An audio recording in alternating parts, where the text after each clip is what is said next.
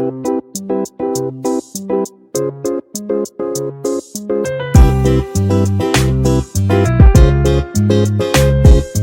Kitchen मध्ये नमस्ते. मी बनवते टोमॅटोचा आणि गवारचा ठेचा. तर इथे आहे ना, मी गॅसवर तवा ठेवलेला आहे आणि 1 वाटी शेंगदाणे घेतलेले आहे. शेंगदाणे छान असं भाजून घ्यायचं, पूर्णपणे डाग परपर्यंत शेंगदाणे भाजायचं. इथे शेंगदाणे छान असं भाजलेले. आता इथे शेंगदाणे काढून घ्यायचं.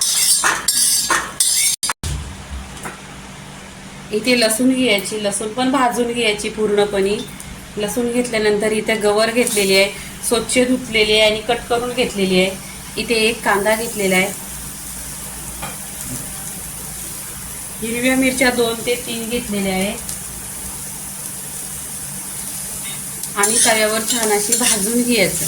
पूर्णपणे गवारला डाग परेपर्यंत छान असं भाजायचं.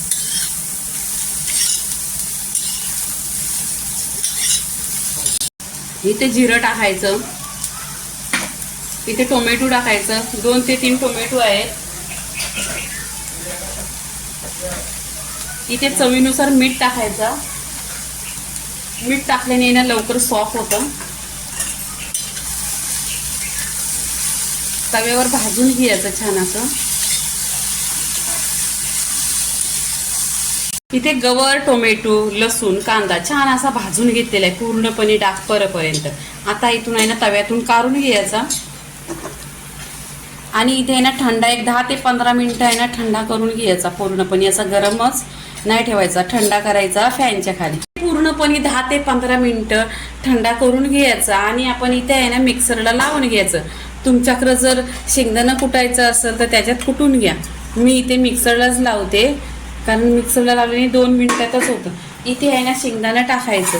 शेंगदाणा टाकल्यानंतर आहे ना मिक्सरला असं दरदरा पिसून घ्यायचं. इथे मिक्सरला आहे ना दरदरा पिसून घेतलं आहे. टोमॅटो आणि गवारचा ठेचा आहे, म्हणजे ठेच्यासारखा एकदम असं जार पिसून घ्यायचा. आता इथे आहे ना प्लेटमध्ये काढून घ्यायचं.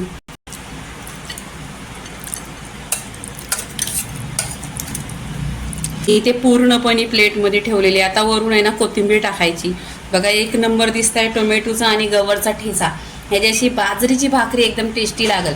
तर पूर्णपणे टोमॅटोचा आणि गवारचा ठेचा झालेला आहे. लाईक करा, शेअर करा, सबस्क्राईब करा आणि नेहमीच खात राहा. धन्यवाद.